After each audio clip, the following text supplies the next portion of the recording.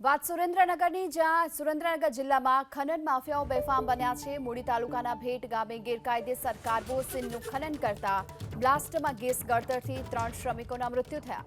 મૃત્યુ ત્રણેય અલગ અલગ વિસ્તારોમાંથી મજૂરી કામ કરવા માટે આવ્યા હતા, જે શ્રમિકોના થયા છે અને તેમનું નામ લાખાભાઈ ડાભી, વિરમભાઈ કુકા અને ખોડાભાઈ હોવાની માહિતી મળી। ત્રણેય શ્રમિકો ઉડવી વિજડિયા સગથરા ગામના રહેવાસી હતા અને તેમની ઉંમર 35 થી 40 વર્ષની હોવાનું પણ સામે આવ્યું। હાલ તો મૂડી પોલીસે માનવવધનો ગુનો નોંધવાની તજવીજ હાથ ધરી છે। તો સુરેન્દ્રનગર જિલ્લામાં ખનન માફિયાઓ બેફામ બની રહ્યા છે અને ભેટ ગામમાં ગેરકાયદેસર કાર્બોસિલનું ખનન કરતા બ્લાસ્ટિક ગેસ ગળતરની આ ઘટના બની, જેમાં 3 શ્રમિકોના મૃત્યુ થયા છે।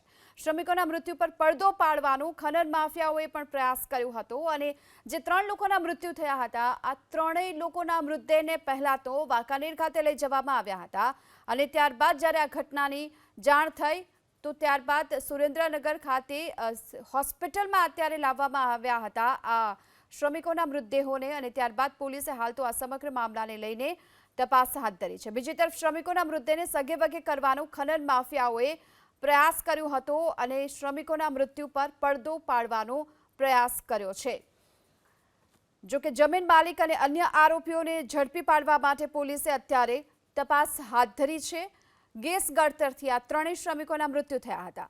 અહીં જે કાર્બોસેલનું ખનન કરતા સમયે બ્લાસ્ટિક ગેસ ગળતર થયું, ત્યારબાદ આ ત્રણેય શ્રમિકોના મૃત્યુ થયા અને ખનિજ માફિયાઓ જે બેફામ બની રહ્યા છે તેના પર લગામ કસવા માટે પોલીસે હાલ તો જે જમીન માલિક છે અને આ સાથે અન્ય આરોપીઓ જે સંકળાયેલા છે તેમને ઝડપી પાડવા માટે તપાસ શરૂ કરી છે। ગઈકાલ રાતની આ ઘટના, જ્યાં શ્રમિકોના મૃત્યુ બાદ તેમના મૃતદેહને સગે વગે કરવાનો ખનિજ માફિયાઓએ પ્રયાસ કર્યો હતો અને ત્યારબાદ જો કે આ શ્રમિકોના મૃતદેહને વાંકાનેર હોસ્પિટલમાં પણ લઈ જવામાં આવ્યા હતા। જ્યારે ઘટનાની જાણ થઈ તો પોલીસ પણ દોડી આવી હતી અને ત્યારબાદ આ મૃતદેહોને સુરેન્દ્રનગરની હોસ્પિટલ ખાતે લાવવામાં આવ્યા હતા। ત્યારે ખનિજ માફિયાઓ જે બેફામ બની રહ્યા છે તેમના પર લગામ કસવી પણ એટલી જ જરૂરી છે। આ પહેલી વખત નથી, સુરેન્દ્રનગરમાં આ પ્રકારની અનેક ઘટનાઓ પણ સામે આવી ચૂકી છે અને આજે ફરી એક વખત એ જ પ્રકારે ગેરકાયદેસર જે ખનન ચાલી રહ્યું હતું અને તેના કારણે જ આ ત્રણેય શ્રમિકો કે જેમને પોતાના જીવ ગુમાવ્યા છે અને શ્રમિકોના મૃત્યુ પર પડદો પાડવાનો ખનન માફિયાઓએ પ્રયાસ પણ કર્યો હતો। પોલીસની ટીમ હાલ તો આ સમગ્ર મામલાને લઈને તપાસ કરી રહી છે। જે જમીન માલિક છે તેને લઈને પણ અત્યારે શોધખોળ શરૂ કરી દેવામાં આવી છે। તો ભેટ ગામમાં ગેરકાયદેસર કાર્બોસિલનું ખનન કરતા સમયે જે બ્લાસ્ટ થયો અને ત્યારબાદ અહીં ગેસ ગળતર થયું અને તેને લઈ આ ત્રણેય શ્રમિકોના મૃત્યુ થયા છે। આ પહેલીવાર નથી આ પ્રકારની ઘટના અહીં બની ચૂકી છે, છતાં પણ જે ખનિજ માફિયાઓ છે તેઓ હજુ બેફામ છે। ખનિજ માફિયાઓ સામે કડકમાં કડક કાર્યવાહી કરવામાં આવે તેવી માંગ પણ અનેક વખત ઉઠી છે।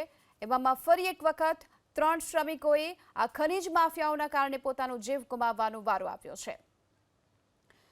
શ્રમિકોના મૃતદેહને સગે વગે કરવાનો પણ પ્રયાસ થયો હતો। મૂડી પોલીસે હાલ તો વાંકાનેર મોરબી હાઈવે પરથી ઝડપી પાડ્યા છે। ગેરકાયદે ખાણમાં ભાજપ તાલુકા પંચાયતના મહિલા સભ્યનું પતિનું પણ નામ ખુલ્યું છે। તો હાલ તો આપણી સાથે સ્થાનિક રમકુભાઈ કપરાડા જોડાઈ ચૂક્યા છે। રમકુભાઈ, જે ખનિજ માફિયાઓ છે આ પ્રકારે બેફામ બની રહ્યા છે, જે આ ઘટના બની હતી, શું થયું હતું? જી બેન, જણાવવાનું કે ખનિજ માફિયાઓ મૂડી તાલુકામાં હાલમાં પણ અત્યારે 500 થી ઉપર કોલસાની ખાણો ધમધમી રહી છે। વારંવાર આવા બનાવો બને છે ત્યારે અને આ આખા જે ખનિજ ખનન વહન છે એમાં ભાજપના હોદ્દેદારો છે। અત્યારે પણ જે નામ ખુલ્યા છે FIR-માં, એમાં સરા જિલ્લા પંચાયતના સભ્યશ્રીના પતિ છે અને મૂળી તાલુકા પંચાયતના કારોબારી ચેરમેન છે અને અન્ય બીજા 2 જણા છે। અને આ જ લોકોમાં તમને અત્રે જણાવવાનું કે આ જ લોકોને ગત જાન્યુઆરીમાં 4 જણાના વ્યક્તિના મૃત્યુ થયેલા ખંભાળિયા મુકામે, એટલે ત્યારે પણ ચાર વ્યક્તિઓના મૃત્યુ થયેલા અને આ લોકો જે અત્યારે નામ જે ખુલ્યા છે એ જ લોકોની ખાણો હતી। અને આ જે ગેસ ગળતરને કારણે આ મોત થયા છે, પણ અમે સતત લડવી છે પણ કોલસાની ખાણો આ તંત્ર બંધ કરાવી શક્યું નથી અને માનો ભોગ લેવા છે। દર વર્ષે 150 થી 200 માણસોના વ્યક્તિઓના મોત થાય છે, પણ આ સરકાર કે આ તંત્ર આ સામે કોઈ પગલાં ભરતું નથી. આમને ગત જાન્યુઆરીમાં આ લોકોની ખાણમાં બનાવ બનેલો, 4 લોકોના મોત થયેલા, તેમ છતાં કોઈ પગલાં ભરવામાં આવેલા નહીં. તો ઈ જ લોકોને આ ફરીથી બીજી ખાણમાં આ ભેટ ગામે જે બનાવ બન્યો છે અને એ બનાવમાં ઈ જ લોકોના નામ ખુલ્યા છે. એફઆઈઆર પણ ફાટી ચૂકી છે અને અત્યારે પીએમ માટે 3 બોડી મૂળી હોસ્પિટલમાં છે અને આ લોકો હું પણ ત્યાં હાજર છું અને લોકો પણ હાજર છે.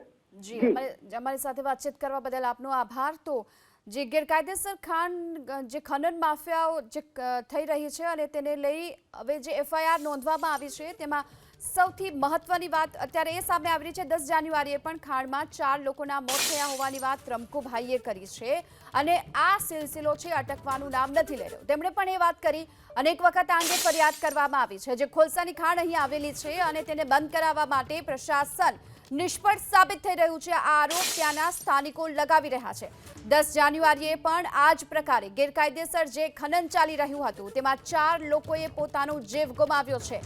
ત્યાં રમકુભાઈ જેમણે થોડી વાર પહેલા એબીપી અસ્મિતા સાથે જે વાતચીત કરી તેમના આ વાત તેમણે કરી છે અને અનેક સવાલ ઉઠાવ્યા છે પ્રશાસન સામે. જે ગેરકાયદેસર ખાણો ચાલી રહી છે તેને ક્યારે બંધ કરાવવામાં આવશે અને આખરે ક્યાં સુધી આ ખનન માફિયાઓ નિર્દોષના જીવ લેતા રહેશે? અનેક સવાલ ઉઠી રહ્યા છે આ ગેરકાયદેસર ખનનના કારણે. તો સુરેન્દ્રનગરમાં આ પ્રકારની જે અનેક ખાણો આવેલી છે અને આ પ્રકારના ગેરકાયદેસર ખનનના કારણે અનેક નિર્દોષોએ પોતાના જીવ પણ ગુમાવ્યા છે. ત્યારે સુરેન્દ્રનગર જિલ્લા પ્રશાસન સામે અનેક સવાલો પણ ઉઠી રહ્યા છે. કોંગ્રેસના નેતા હાલ તો આપણી સાથે જોડાઈ ચૂક્યા છે નૌશાદ સોલંકી. નૌશાદભાઈ, એક બાદ એક જે નિર્દોષોના જીવ જઈ રહ્યા છે, પ્રશાસન અહીં નિષ્ફળ સાબિત થઈ રહ્યું છે. આપને શું લાગી રહ્યું છે, શું કારણ હોઈ શકે? છેલ્લા તમે 2-1 વર્ષના રેકોર્ડ કાઢો તો લગભગ હું માનું છું કે 50 કરતા વધારે લોકોના મૃત્યુ આવી રીતે થયેલા છે અને દર 3-4 મહિના સમયાંતરે એક વખત ટીવી ડિબેટ આ પ્રકારના ગેરકાનૂની ખનનને લઈને આપણે ચર્ચામાં કરીએ છીએ. એમાં હું પણ ઘણી વખત મેં પણ ભાગ લીધો છે જુદી જુદી ટીવી ચેનલો પર. પરંતુ સરવાળે તંત્રના કાન બહેરા અને સરકાર મૂંગી ને ગુંગી છે.